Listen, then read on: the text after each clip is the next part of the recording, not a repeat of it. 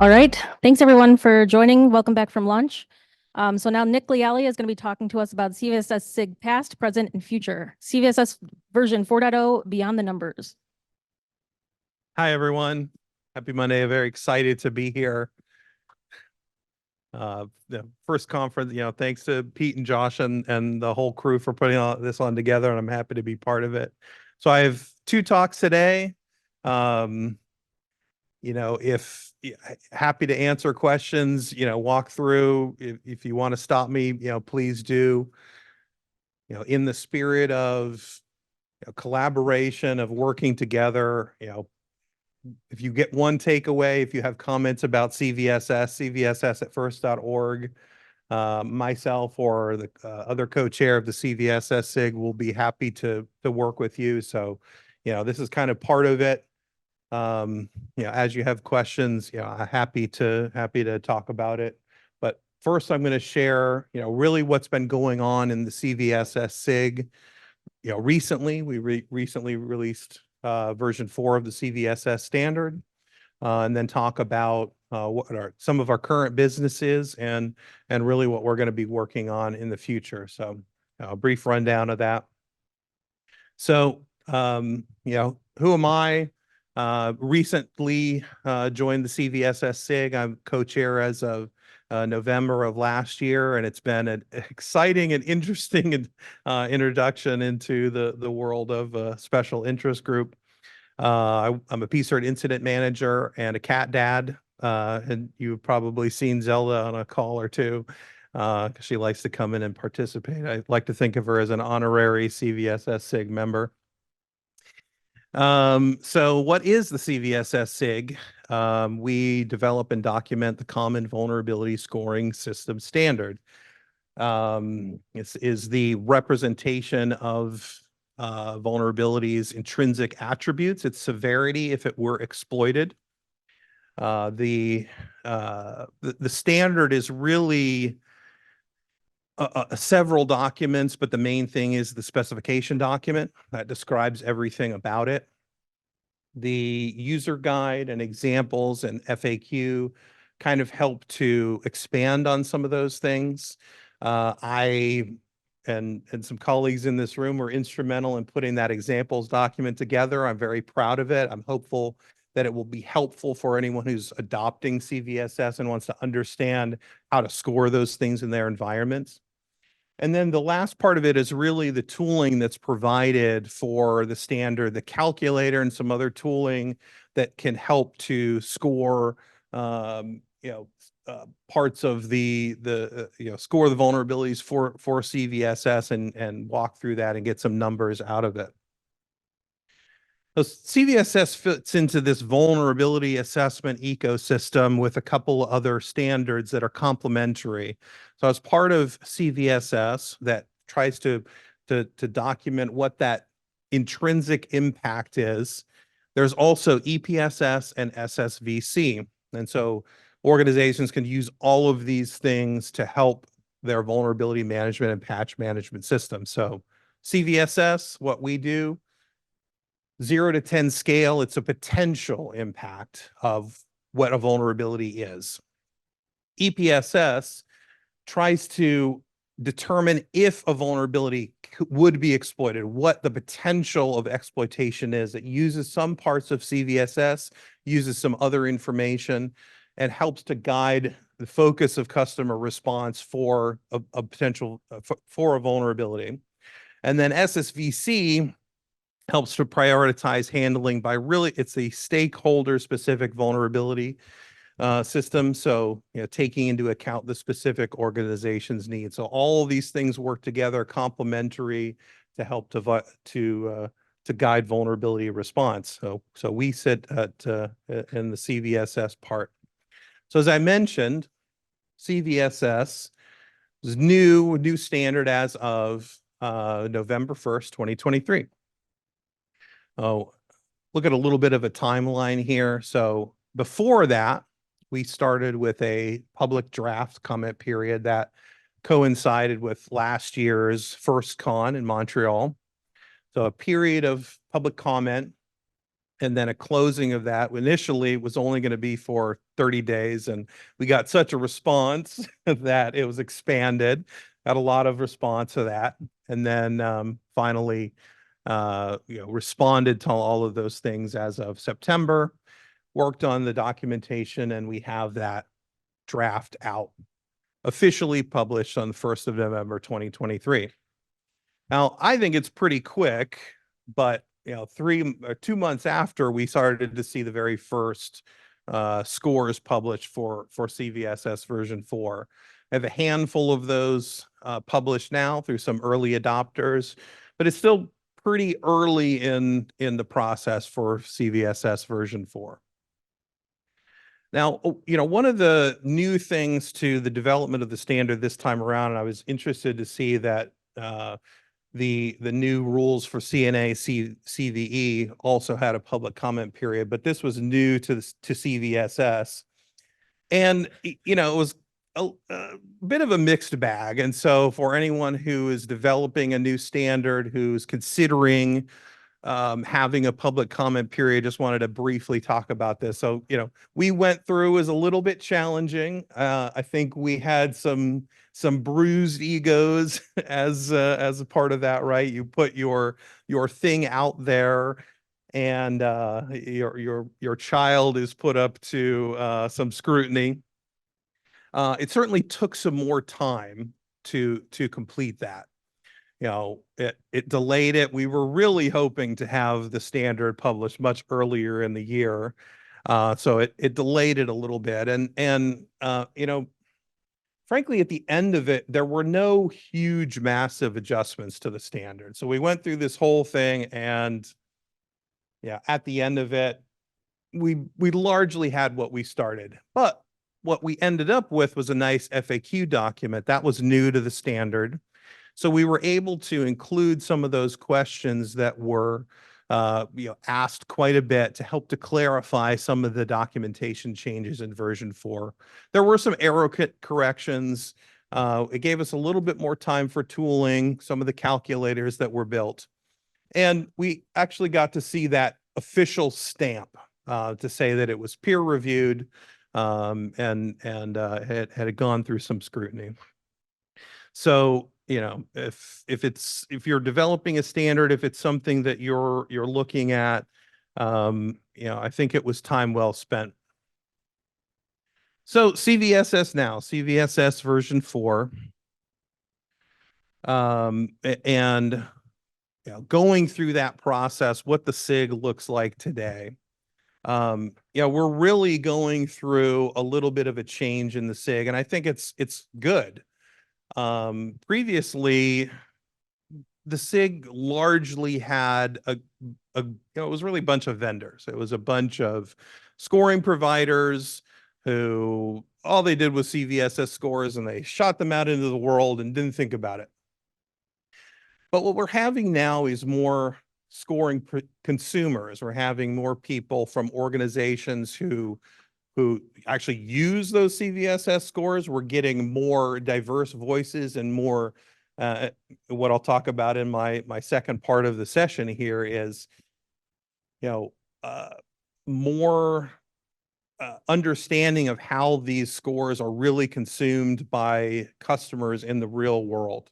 So we're starting to kind of change that conversation from, how do we best describe a vulnerability empirically and talk about its impact, to how do people actually use these things in the real world? How can we help customers? How can we help scoring consumers to use these things as part of their vulnerability management process and make it affordable? We understand that big organizations largely have this problem solved, right? That, if you're a mature organization, you know how to handle these things, but small and medium-sized organizations, there's a real gap to understanding how CVSS, EPSS, SSVC, even CVE and simple things can be used in their environment. So we're trying to have this increased focus on usability. So we're changing this conversation, the SIG, toward what does a standard look like to how can we help other organizations use this standard? So, look at some of these things in a little bit more detail. So, of course, awareness, that's what we're here doing, talking about the standard and, sharing what CVSS version 4 can do. Really we're talking about adoption and how we can get scores out there to customers, but there's a problem because we need to have tooling for vendors to be able to send those scores out there and consumers to consume them, but um, there is a customer need or a demand and a lack of tooling for that. So we're working on those things. I'll mention that the CVE program has updated their JSON to version 5.1. It's being tested right now to support CVSS version 4 within part of that. So the tooling is coming, calculators are coming. We're working on those things. And again, all of that is trying to smooth out adoption to try to help organizations, better adopt version 4. I'm curious, there's a little bit of a show of hands. How many organizations are looking at adopting, either providing or consuming CVSS version 4 in the next 3 to 6 months? Okay, so a little less than 50%, and I understand there is not an urgency to this, and I'm confident of the benefits of CVSS version 4. I think that is kind of the attitude right now, is that there's no hurry on this thing. We've had a few other public commitments of organizations that are looking at adopting V4. It does not seem to be a whole sense of urgency, and I understand that. And another show of hands, when you adopt version 4, hopefully it's a yes, will you continue to provide version 3 scores? So side by side, version 3 and version 4 scores. Yeah, and I don't know. I know we're shaking. Yeah, we're going, I don't know. And I think it will depend on what customers are asking for. I know organizations who are doing versions 4 scores right now are providing both simply because nobody's really set up to consume version 3 to consume version 4 scores. So that's some guidance that we're hoping to provide as well, if that's what the industry is looking for, to have both of those things for some time. The early adopters to hopefully lead by example and provide both of those things. And so that's part of the guidance that we hope to provide for organizations who are looking at version 4. Again, part of the challenges are that tooling is complicated. We have a reference library on first.org that's freely usable for organizations to use. It's only JavaScript. We're looking at some other libraries that we can add in there that can be used by organizations who want to adopt this, again, with the aim of smoothing out adoption in their organization so they don't have to reinvent the wheel. The math behind version 4 is not just an algebraic equation. It is a ranked set of expert chosen metrics, thinking about the worst to least worst. So it's not easy to implement in tooling. So we're hoping to have some resources for that. Of course, the data sources are very important. We have to mention NVD, since that's where so many organizations are getting their data from. Does not currently support version 4. Of course, we're looking at vulnerability management platforms. I don't think Nessus and Qualys and other vendors are looking at version 4 anytime soon. So that's part of the business, part of the current business and mission that we're working on. I just had a conversation. This is hard. CVSS is hard. A lot of mature programs understand how to do this, but small and medium-sized organizations are having trouble with it. How can we ease adoption? How can we make it simpler for the anyone who's not the biggest of the big to understand these things. And this is part of the changing conversation that we're having in the SIG about how can we make it easier for organizations to use this threat and vulnerability information, which CVSS is part of, to make those things easier. Again, as we continue with the standard, we will be working on documentation updates. We'll be updating the examples document specifically with any new things that come out. I take requests. If there's a favorite vulnerability that you'd like to see in the CVSS examples document, send it over. You know, if it's useful, if it's an example that can help guide the community, the PSIRTs and other scoring assessors, I'd be happy to include it. You know, I hope that is a useful resource for those who are looking at and learning about CVSS version 4 and how to, some best practices about how to apply scores. So we'll certainly be updating that document with new examples as things move forward. FAQ will be updated. We've much of it, again, comes from that public comment period where we had lots of questions. We've had questions since then that we've updated with. We'll continue to update that document while while adoption is undertaking. I think that, again, helps to guide people who are creating CVSS versions 4 scores. And we have the user guide. It's very useful. And certainly the standard, it's probably going to be very difficult to actually update those things. But if necessary, they could be updated. The last part of our current business is scoring guidance. And again, that goes with the examples document and some other things. We may have added a little bit too much complexity into CVSS version 4. And part of that problem is the new subsequent system confidentiality and integrity and availability metrics. As a vendor, we Cisco and other vendors, I'm sure, are struggling with the idea of how we're guessing customers are implementing our products in their environments. I think it is sort of a foregone conclusion to understand that a customer who's implementing a firewall or a wireless access point or any other network device is going to put clients attached to that device.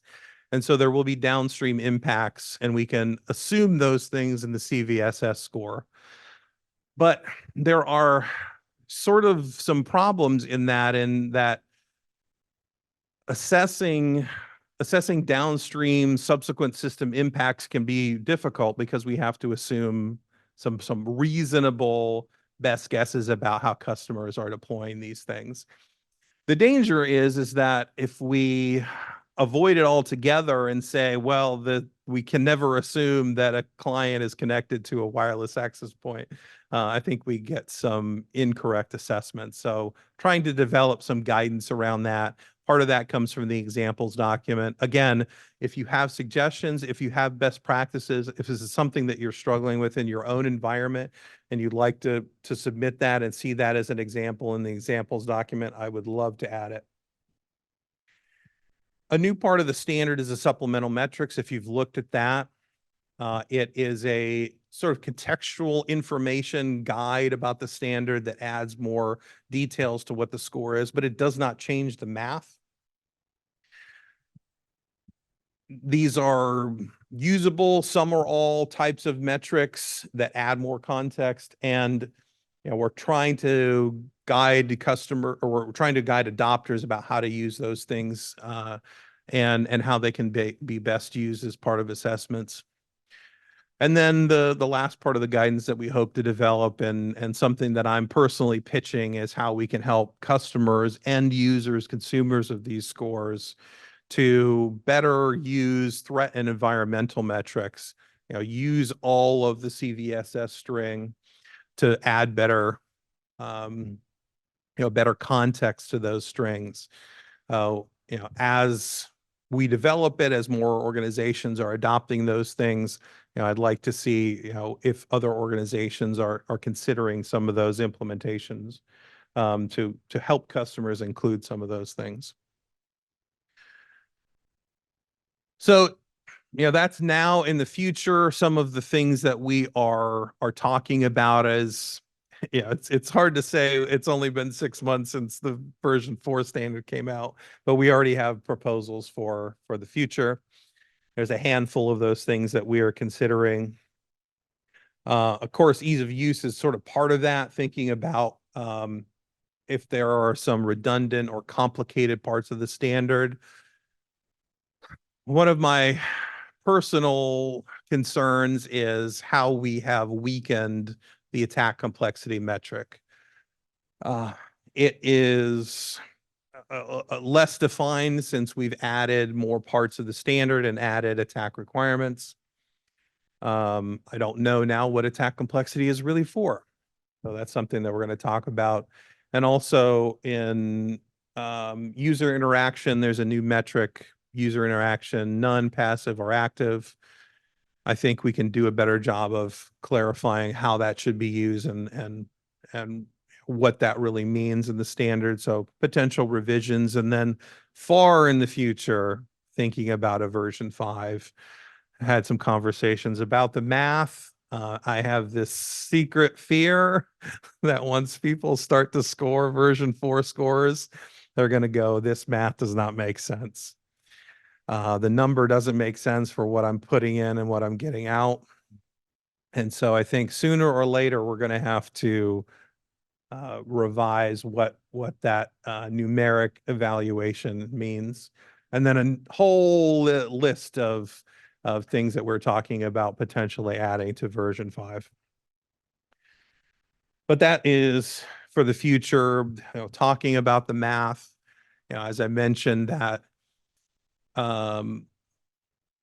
there's lots of concerns about what that number may look like, how it's changed from 3 to 4.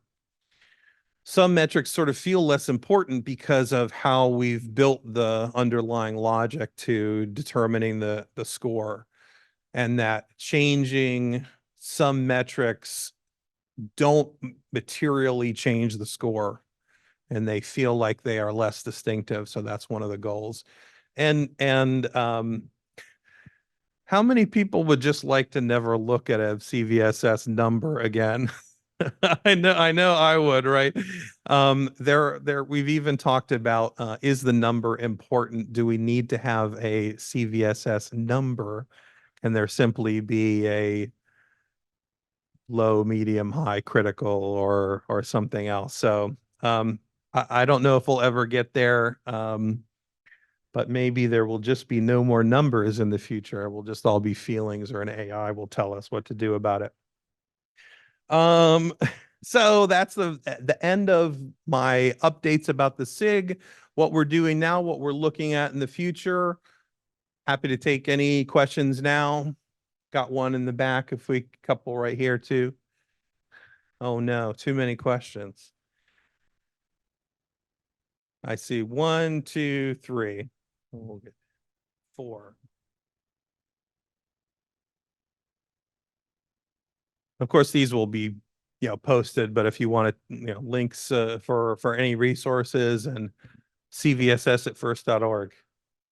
So first of all, Qualys and Tenable have both identified that they are going to be starting to adopt. Their adoptions are currently in process right now. I've talked to both of their researchers, and they said that that's a current process that they're doing. Now, you mentioned a little bit ago that you were talking about hoping that organizations would adopt temporal and environmental metrics. Is there the intent to make them no longer where that they are not mandatory, but actually making it so that they have to? No, it would never be mandatory.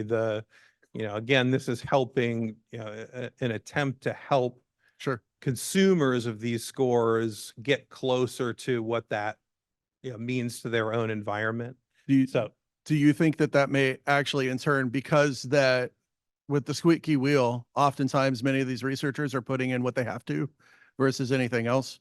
Do you think that that may be a barrier to entry at the end of the day?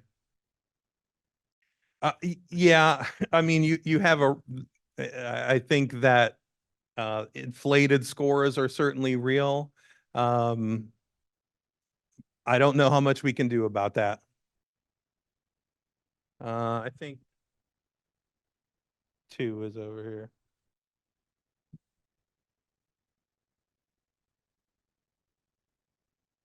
Thank you. Can you hear me okay? There we go.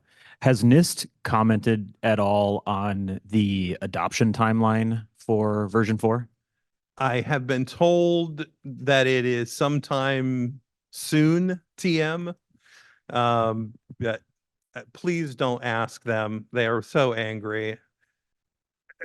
They've been asked so many times. It will be soon. Trust me, it will be before anyone starts providing scores in a large volume. So don't, they are not the blocker. The blocker is all of us providing scores.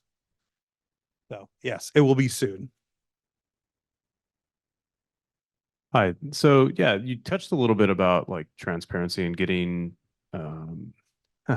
as a CNA, right? We're a CNA as well. And like, how do we communicate to customers not knowing their on-prem controls, right? And so for us specifically, like we deal with cloud and on-prem. And so when issuing a CVE, right, like how do you find the balance of temporal? We know our own cloud environments, but that, so yeah, I'm definitely interested more in that and like how you work to strike that balance with your customer base. So stay tuned. That's in the next next presentation. Thank you. That was not a setup.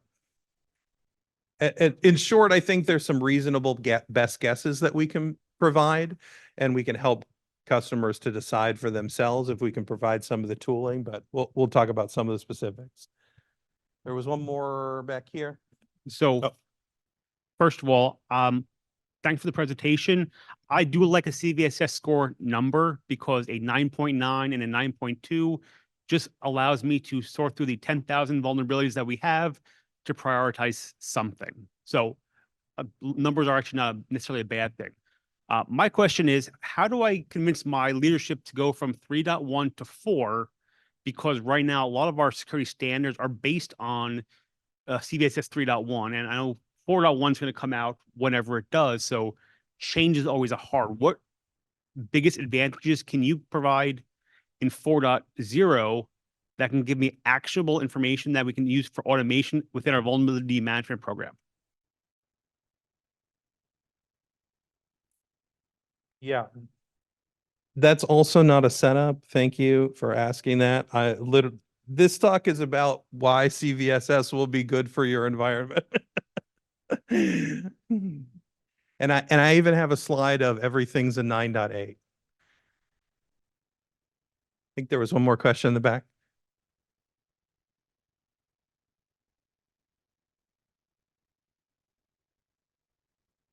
Yeah, thanks for the talk. First of all, I missed something you didn't highlight, the real improvements in CVS 4.0 in detail, which are awesome. So in the base vector, they are awesome. What I'd like to know right now is regarding the FAQ. There is mentioned the question if there is a prescribed way to rate using CVSS along the supply chain. And when the publication went out 1st of November, the answer was not at this time. And accidentally, 2 weeks ago, later or so, you replaced it by no. So what was the reason to change the answer in the FAQ? Do you remind? I don't recall. That's correct. I mean, we are talking about applying scores along the supply chain, but it's not currently designed to do that. I don't know the reason why that was changed, unfortunately. Okay, yeah. Let's talk later, maybe. Yeah, have some absolutely. ideas. Last but not least, I just want to make a remark because you just answered a question regarding adoption of CVSS amongst the vendors. I'm from the Siemens CNA, and I can ensure we are now mandatorily releasing every new CVE with the CVSS 3.1 and 4. So I hope that the soon from the NVD will pick this up because I think also across other vendors, this will scale up in numbers sooner than maybe expected. So just as a heads up. That's my hope as Yeah. well. Fingers crossed. Yeah. Question Yeah, from hold on. online. Is this working? Is this working?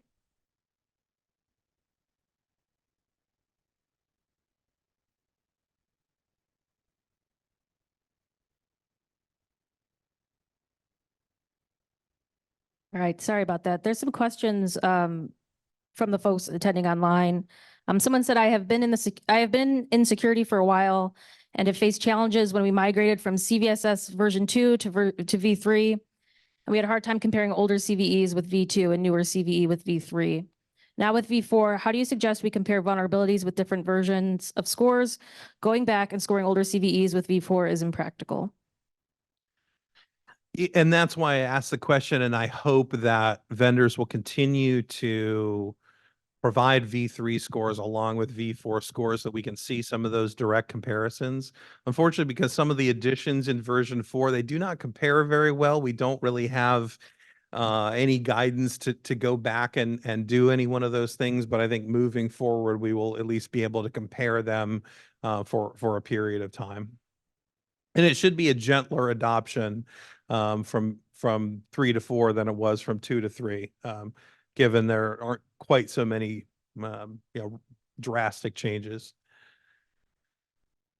Anything else from online? Yeah, there's one more. Sure. Do we have any idea how many orgs or market share even utilize CVSS beyond base score? Vanishingly small. Yeah, it's very small.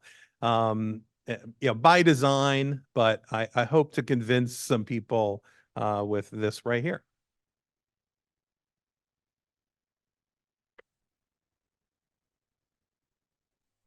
So I'm second parter here. I'm going to talk about the new standard, how it can be useful to organizations who are adopting it, what are changes in version 4, and kind of make the case for how we can make some simple, smart decisions about how we can help downstream consumers of score use better and fuller metric strings with both the threat and environmental scores. So, talk about this, talk about what the problem really is, what's new in version 4 that can help us, what some of those metric can do for us, go through a demo, and then those resources at the end. So you got to see that. Although cat pictures, I will always include cat pictures. So really why I'm here, and this is the 9.8 slide. Everything's in 9.8. How can customers distinguish in their environment when everything looks like a 9.8? Now, I was inspired. We added this example to the examples document. I think it really illustrates how you can use environmental scores to better distinguish those scores in your environment. Tuning a CVSS score using threat and environmental metrics really help to add some more context and really at the end separate what needs immediate action, and it's a 9.8, we need to deal with this now, versus, well, this is probably a lot less important. And hopefully by the end, I'll show a method about how to do that. Because, when everything's a 9.8, nothing is. So again, CVSS is not just the base score. This is not a paradigm shift. This has been true since the standard was around. But vendors only provide a base score. Typically, the base score only goes so far. Again, it's not contextualized.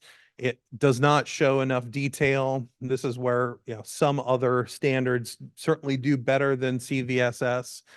But working in tools with CVSS, how can we provide more detail? So, we can look at some of those things to zhuzh up our base score and provide a little bit more context. Some of this is something a vendor can do. Some of these things are only something that a customer can do if they understand what's in their environment. But we can talk about all the methodologies and pick the ones that work best. So why do we only see base scores? Well, it's hard. It's tough. We don't know what we don't know. We can't know what customers have in their environments. We don't know how they're implementing these things, what's important to them. Strangely, there are legal and compliance issues. If we make a promise, or we appear to make a promise that something has not been exploited, and then come along and a customer says, hey, this thing was exploited, you told me it wasn't, what is our legal requirement there? Because they made a decision based on our bad information. So some of those things are complicated. There is frankly money to be made in the space. And it is something that is offloaded to those things, or a business decision is made to not do those things. And as I've been discussing more with peers in the CVSS SIG, apparently there are lots of organizations who simply are not mature enough. And this is, I think, a gap that we have. We've made it too hard to consume these things. And so how can we help customers to help themselves, and to let them understand, or at least get them halfway to a fully base threat and environmental score. So what's new? Let's talk about more of these things in detail, but we have an addition of a handful of metrics. The first one is attack requirements. Now, this part of this is broken out of attack complexity, but it allows us to better tell what some of the preconditions for exploitation are. The user interaction metric has been expanded. There's now, previously it was simply a binary choice, yes or no. Now we have passive versus active, although there are some strong opinions about what passive and active mean. We can talk about some of those things. If you have just the discussions about choosing the words passive versus active, we went through so many iterations of what should those metrics be called. Was a discussion, was quite a hot discussion in and of itself. The former temporal part of the standard, the temporal metrics, was renamed to threat. We dropped remediation level and report confidence, and modified exploit code maturity simply to exploit maturity. And this is really, really what I'm talking about, that the CVSS standard is not just the base score. This is part of the documentation and the sort of tagging that is done. So if you're providing a CVSS base score, it is a CVSS-B. If you're adding threat, or you're adding environmental, you CVSS BTE to mark up what those things are. And again, the fuller the string, the more context, the more it can be enriched, the higher quality that assessment will be. And so that's what we're trying to get to. So let's talk about some of the new metrics in CVSS version 4. These are ripped from the headlines, examples right out of our examples document, and talk first about user interaction. So these two examples, a stored versus reflected cross-site scripting. Paradoxically, the numeric score is really the same, but contextually, what this means is a reflected cross-site scripting, the second line there, means that it requires user interaction active to exploit. So what we could be doing, telling our customers about vulnerabilities that require active user participation to subvert security controls to participate as part of this exploit chain, it's probably a little less of a worry than user interaction, passive or none, right? So even though these scores are the same, we have to get a user to click a link, and it's probably a little bit less important to a customer's environment if they're looking at an assessment like that. So it's the number may be the same, but you have to look at a little bit more detail, and this is some of the detail that CVSS 4 can give us. And this is the new attack requirements. This is near and dear to some of our hearts as a stealing credentials that are between Firepower Management Center and a Firepower Threat Defense device. This looks very serious. It's a 9.2. But the attack requirement metric is selected for present. There are present attack requirements, and that means that an attacker must be able to observe traffic. They have to be in a privileged network position to be able to exploit this vulnerability. Yes, it's a 9.2, but if we look at this in context, and if we think about, a customer thinks about this in their environment, who actually can pull this off, who can exploit this thing, it's probably less important than any number of other things.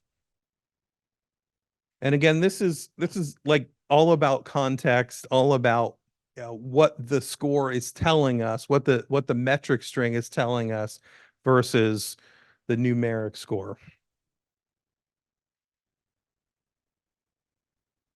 So here's an example with our new subsequent system impacts. So we see the vulnerable system availability, VAH, for high, and subsequent system availability, SAL, for low, reflecting that if you can cause this device to crash, network attached devices will suffer some loss of availability. So we're able to very granularly break out what those impacts are for subsequent systems.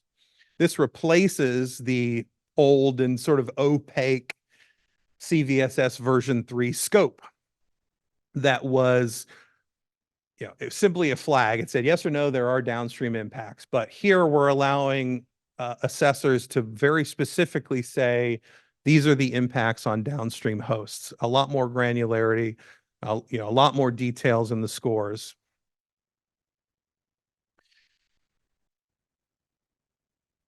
Again, a similar example for subsequent metrics. So these new threat metrics in version 4 used to be temporal. Now we're looking at simple threat. And we have essentially unreported, proof of concept, attacked, not defined as the basic score, and it is equivalent to attacked. Environmental, these are not broadly changed in version 4. Again, these are, I'm frankly, I'm sort of surprised that I've been told so many organizations don't use these things. But I guess it's hard. But it allows the customers, consumers of these scores to modify them for their own environment. So brand new in CVSS version 4 are supplemental metrics.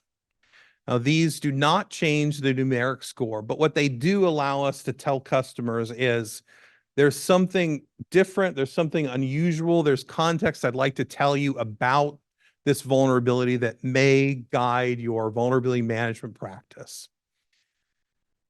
So this is really something that I hope organizations can adopt where it's appropriate. Again, these supplemental metrics may be used one, many, or all, or none per CVSS metric to better describe what's going on in the score. So the first one is safety, and this reflects a potential for physical harm to a user of the system. In this circumstance, potential programmable logic controllers attached to a real physical device that may have a injury, may be able to cause injury to some human working on that. It doesn't change the score. They're both at 8.5, but a physical injury, a personal potential harm may mean quite a bit different for different environments. So these are something that again adds more context to the score.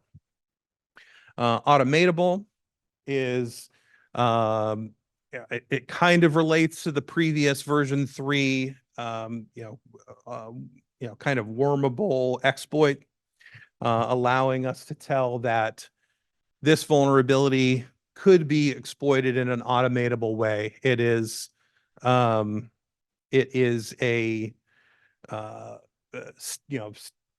from start to finish, it's something that can be exploited in an automatable fashion.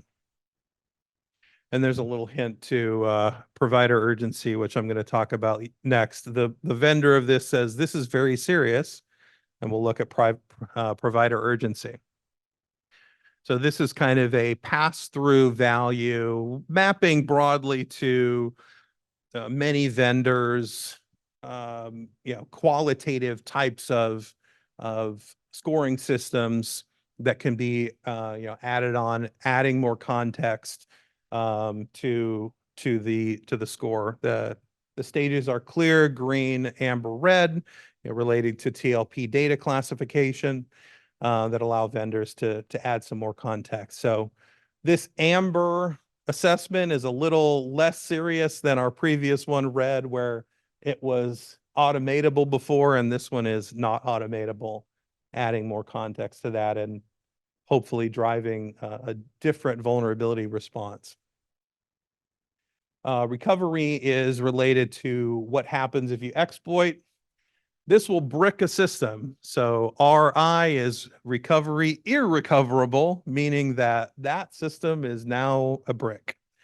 Again, it allows a vendor to say, if this really happened in your environment, what would happen with that device? If I were a consumer and I saw irrecoverable, I would probably, irrespective of the base score, I would think about a quicker incident response there. Value density is interesting. It's about how we can classify the resources that an attacker would gain control over in the event of an exploit. So if we're talking about an organization's Active Directory domain controllers, that's fairly important and concentrated. So we've selected value density concentrated, or the other value is diffuse, where the resources are spread out. It may be a desktop computer. It may be something that's quite a bit less important. So again, context, it is adding color and clarity to the score without changing the numeric value. And vulnerability response is how difficult it is to actually solve that issue. In this example, we have a wireless access point, and you can just configure it to drop any packets or any new learned MAC addresses. So it's a very simple vulnerability response effort. The values are also low, moderate, and high. So how do we take all the things that we've learned, apply them to a base score, and come out with it on the other side, something that is so much better for a customer to do some kind of vulnerability management and patch management response on? So these are some simple examples. I'm going to walk through some of these things. These are from the user guide. Part of the threat metric is to look at, is the vulnerability, is the CVE and CISA-KEV? Well, we can do a modification based on that. Can we assume compensating controls in our environment? We can use the modified environmental metrics to change the score. And we can also look at what devices are in the environment, how they can be, how the score can be modified depending on the things that I really care about. So we'll look at two examples. Good old Heartbleed. We all know that one. This one is one that is near and dear to my heart, that caused a lot of customer consternation. and something that I did not describe very well. If I had used some of the methodology that I'm going to talk about today, I could have saved a lot of customer calls and my director come screaming at me. So they are an 8.7 and a 9.3 score. So all things considered, if you had not looked at this in any other way, shape, or form, you're probably going to start with the 9.3 first. You're going to go, well, I better patch this thing first because it's higher. In version 3 of the score, these are the version 4 scores, but in version 3 scores, it was even higher. It was a 9.8. So we were back to our 9.8. Everything's a 9.8. It's very scary. We need to go do that right now. And that's why we got a lot of calls. And I got a call very late at night from a director. But if we want to do one simple check, this CVE does not appear in CISA-KEV. It was not and still not has ever been exploited. So we add that exploitability unproven EU onto the end of the metric string, changing our numeric score from a 9.3 to an 8.1. A very simple check. It can be done in an automated fashion.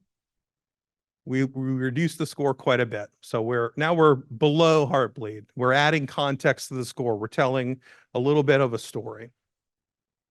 And of course, Heartbleed is in CISA-KEV. So we've added exploitability EA on the end of that score, and it didn't change.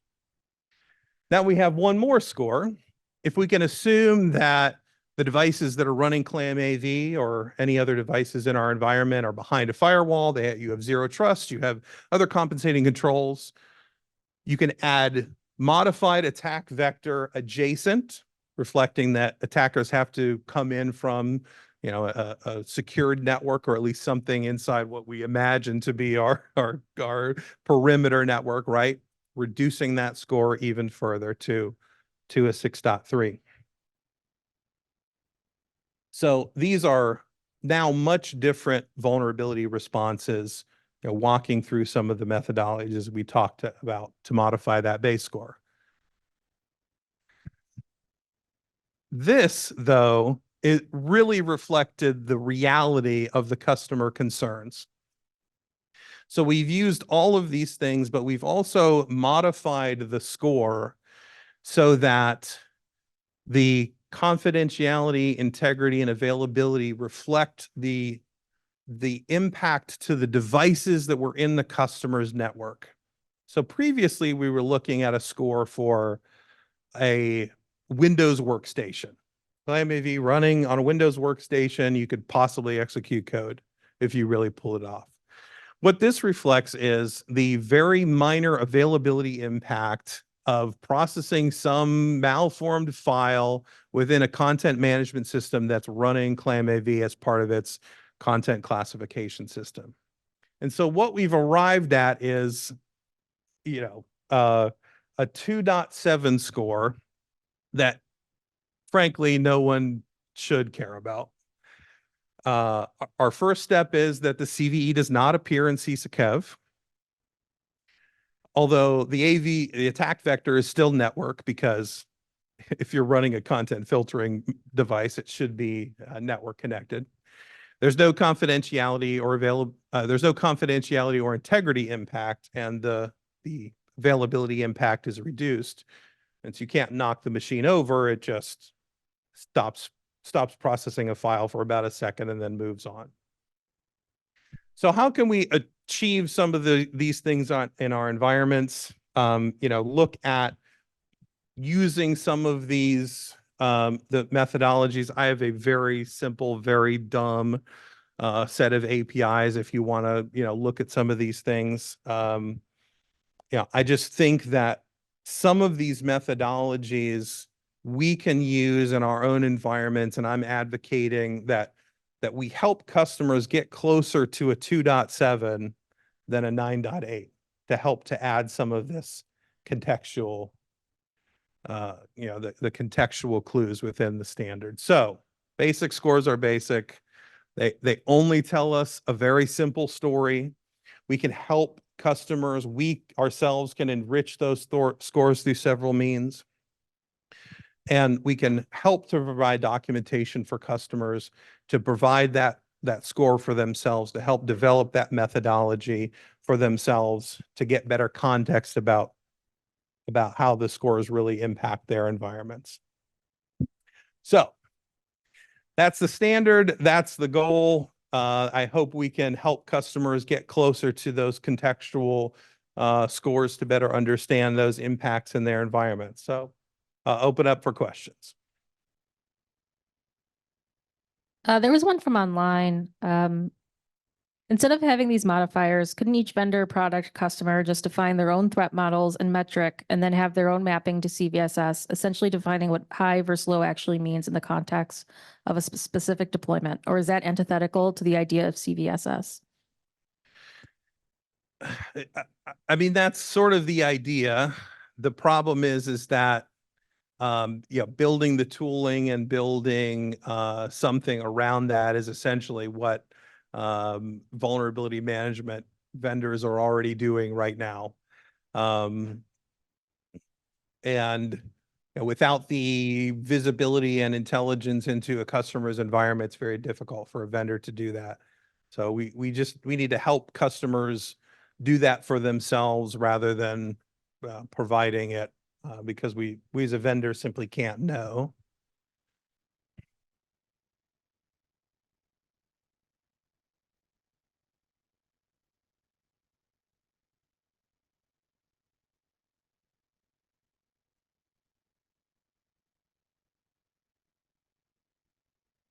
So does the training and the FAQs cover a lot of the environmental scores and the supplemental scores to help the customers? That's a good question. Unfortunately, they do not. It covers more about the new standard. The examples do. We're trying to do more of that. The example that I came the CV at the very first slide, the 9.8 slide. There are more examples about how to use environmental metrics, in the environment. The user guide also, talks about that quite a bit.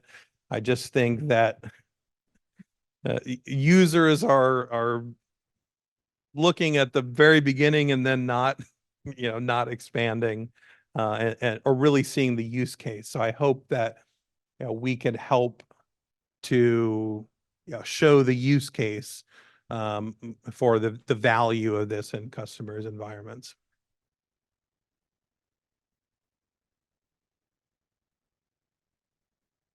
You mentioned several times that the threat metric could easily be automated.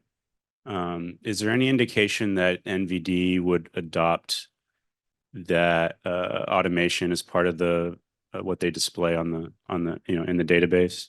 That's a great question. I'd like to ask them that. I have said that in earshot of some people from NVD.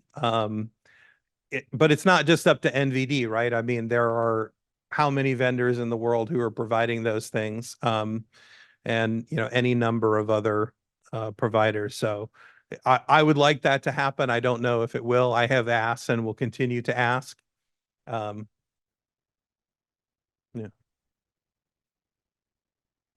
Just adding to the NVD story, I know it will be spoken about while they're here. Mainly because I get to moderate the session. I know I'm going to ask the question. It's a big one for all of us.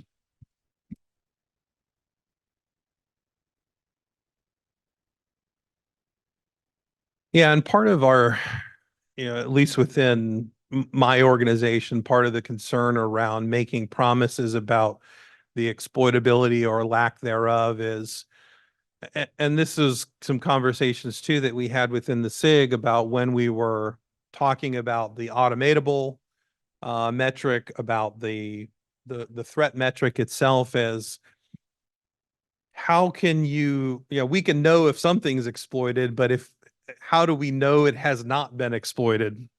And making that promise of tacking on the end of that metric string unproven exploitability. I know it's right in the name, but if we say it's unproven and then vendors get exploited and they say, hey, you told me this is unproven, I'd like you to pay me for that because you made a promise and it apparently was not kept.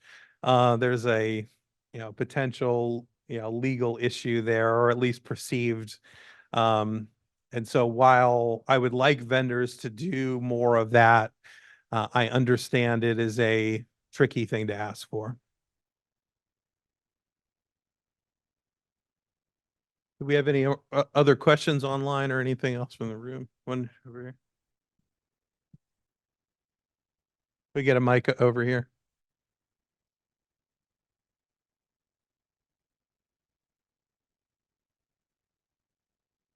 Or you can yell.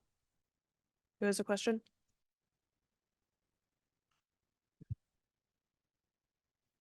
Suggestions are welcome.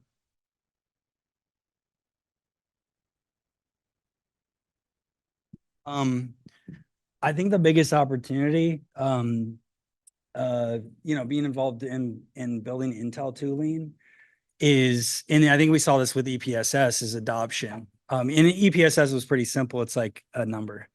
But the reality is most vuln tools do not go beyond the base score.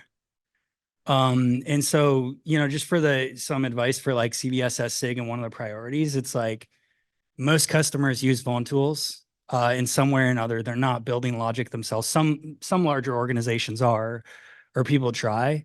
But I do think one of the biggest opportunities for CVSS in regards to like CVSS version 4 is finding a way to help the vulnerability management tools build into their products the ability to adjust and change. Because frankly, I'm not confident in any, maybe there's some out there, but I don't think there's any real products that you can use CVSS, even version 3 metrics. There's probably some, so please tell me and discount and educate. But from my experience, that's probably the biggest limitation to adoption. That's a very good suggestion. We hope to have some of those conversations. So yeah, thank you.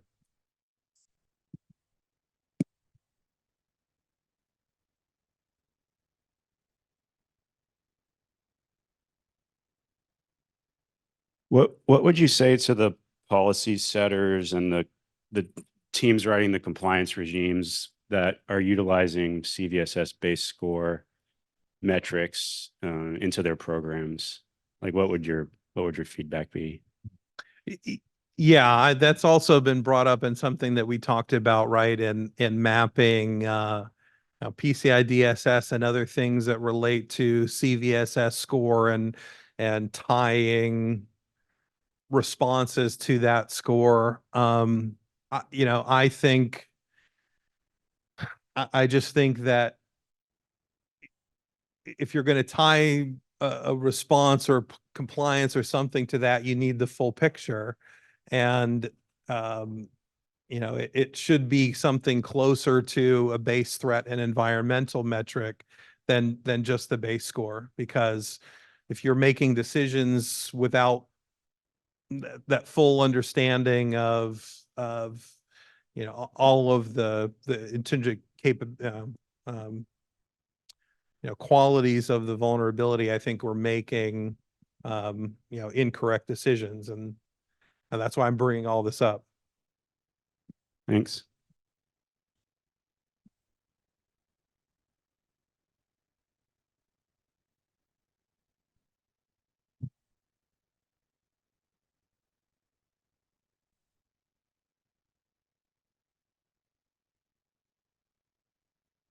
What are some of the changes you hope to see in the next revision of CVSS?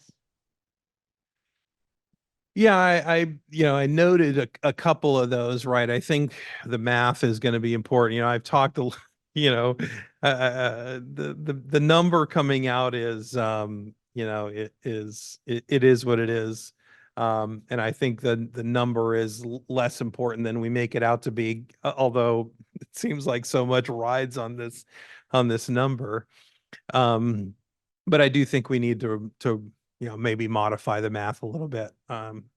We will wait and see what, especially once we get a bulk of data to compare version 3 to version 4 scores and see where some of those changes are. I mean, we know, but once we see them in the wild, what people's reaction to those things are. I think there may be a desire to change that. And then I think supplemental metrics are low key one of the coolest parts of the new standard. I think being able to add context to that score without changing the base score, some of the qualities around it, I think have some real potential.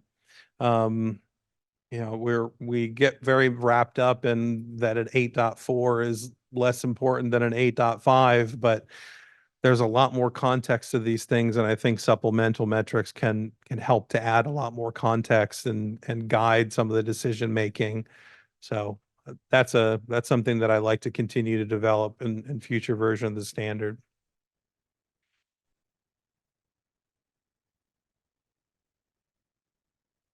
Okay.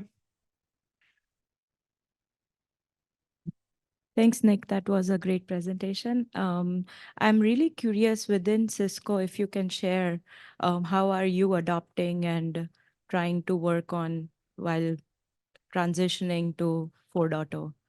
Yeah, we're having those conversations right now. The tooling is a big part of it, and that's kind of why, I shared some of those concerns about tooling.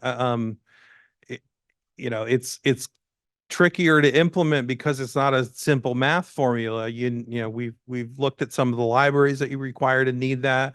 We have tooling all over the place that generates and consumes scores. It's not just within PSIRT. It's not just within the vulnerability disclosure type of arena.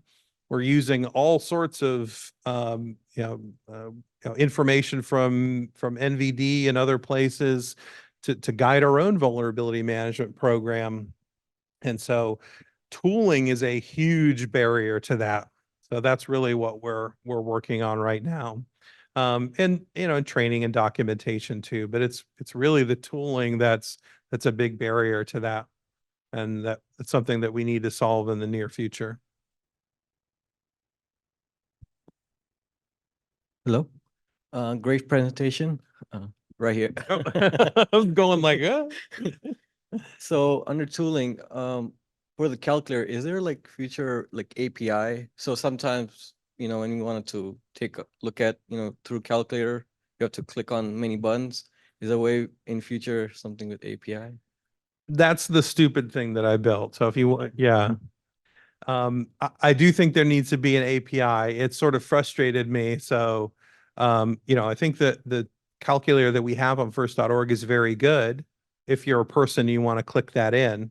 But yeah, if you want to build some automation around it, a solution like an API is much easier. So I'm not a developer. I don't know what I'm doing, but I built an API in about 5 minutes using Fast API in Python.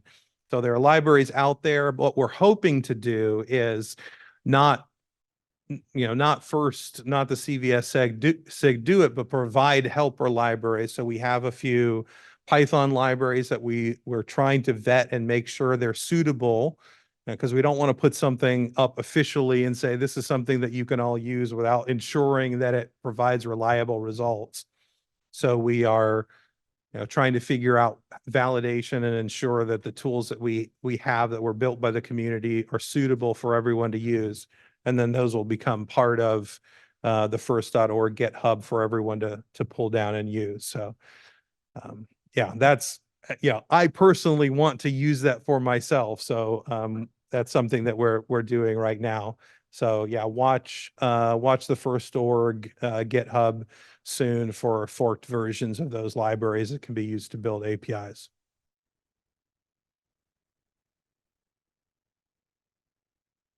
We had a couple questions from online.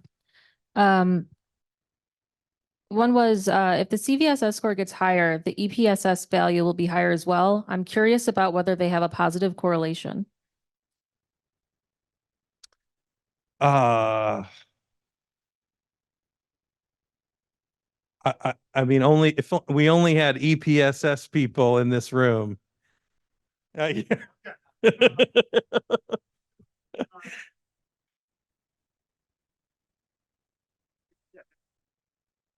Hi, I'm Ben. I helped with CVSS to do the new score, so you can yell at me if you hate the numbers.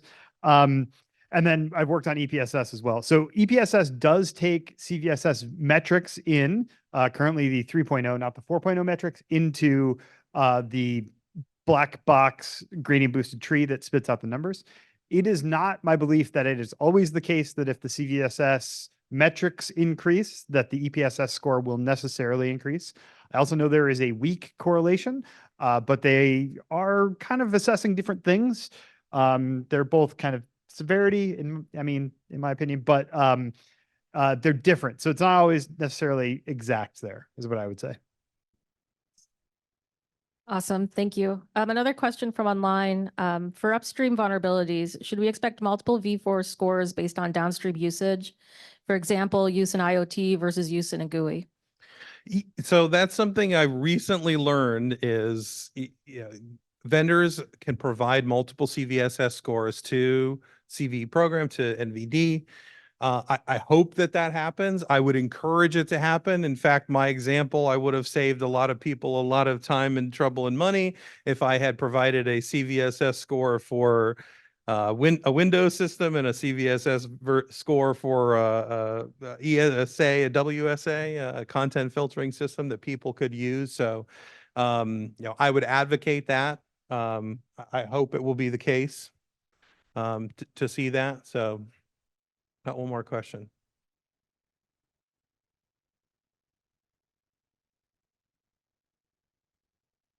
And yes, if you were not aware, as a vendor, you can provide multiple CVSS scores per CVE. I was today years old when I learned that. Yeah, just following up on vendors following different scenarios and coming to different CVSS scores in case of in each instance. Don't you run the risk that the CVSS score will be part of an ongoing discussion that if you theorize long enough, everything becomes critical? Where is the drop-off point? Where's the break-off point? Yes, and that's something that a lot of our documentation talks about. There are lots of parts of the standard that say you score to the attack's logical conclusion. We do not support chaining of vulnerabilities. We are trying to talk about a vulnerability, on its own. I think, we say colloquially that everything can be a 10 if you take it far enough. So, just like we saw a previous discussion about when do you assign a CVE, it's really up to the CNA to decide if it's appropriate. I think for every vendor, they need to decide what is appropriate for their CVSS score and assess it, assuming vulnerable configuration and to the attack's logical conclusion. We have a lot of examples. We're trying to, document what the vulnerability is on its own. And I agree with you. I think we have long talked about the specter of score inflation and everything just becoming a 10, but that means nothing is worth scoring or looking at anymore. So the best thing that I can do is just provide guidance, provide examples, provide documentation, and try to look at vulnerabilities on their own.